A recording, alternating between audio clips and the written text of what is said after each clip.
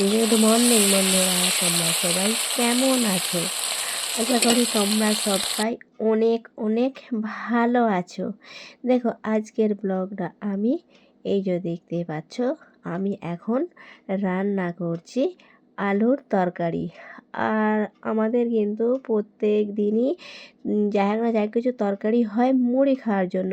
আর সেটা কিন্তু তোমাদের দাদাভাই যে রাজমিস্ত্রির কাজ করে ওখানে কিন্তু প্রতিদিনই তরকারি যায়, তাই আমি প্রত্যেক দিনই তরকারি রান্না করি। আর আমি কোনোদিনও শেয়ার করি না, আজকে আমি শেয়ার করলাম।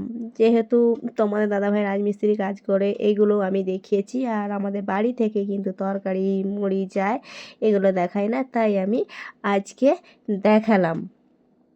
আর আমার ভিডিওটা তোমরা কিন্তু সবাই লাস্ট পর্যন্ত দেখবে।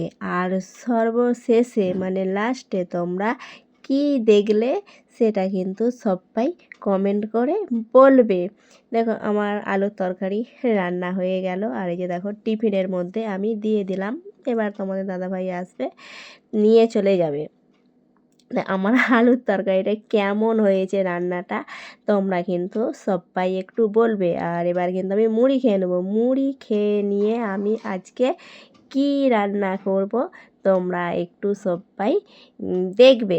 বেশি কিছু করব না, তবুও যেটুকুই করছি সেটুকুই তোমরা সবাই দেখবে। আর এখানে দেখছো লাল শাক, এগুলো হলো লাল নোটে শাক। তোমরা কিন্তু লাল নোটে শাক খাবে, কারণ লাল নোটে শাক শরীরের পক্ষে খুব ভালো। আর এই যে দেখছো এখানেতে আলু আর বেগুন কাটা আছে। এই যে এখানে যে শাকটা আমি ভাপিয়ে নিয়েছি, এই শাকটা আমি এইগুলো দিয়ে শাকের তরকারি করব।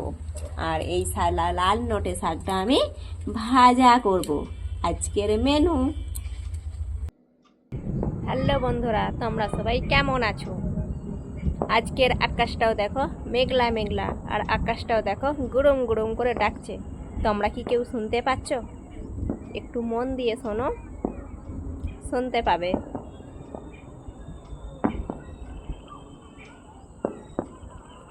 ছাদে আছি, এবারে নিচে নেমে চলে যাই। আর নিচে গিয়ে আমি কি করব তোমরা একটু দেখতে থাকো।